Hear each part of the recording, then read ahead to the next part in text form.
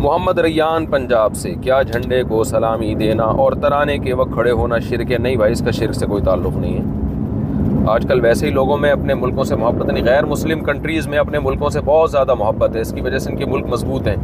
اسلامی ملکوں میں لوگ اپنے ملک سے محبت نہیں کرتے، اس کا نتیجہ یہ نکلتا ہے کہ اسلامی کنٹریز کمزور ہوتے چلے جا رہے ہیں۔ تو اسلامی ملک اگر کوئی ہو تو اس کو تو زیادہ پروٹوکول دینا چاہیے تاکہ ملک کی حفاظت ہو، تو حفاظت ہوگی تو آگے پروگرام چلے گا، ورنہ تو بیڑا غرق ہو جائے گا۔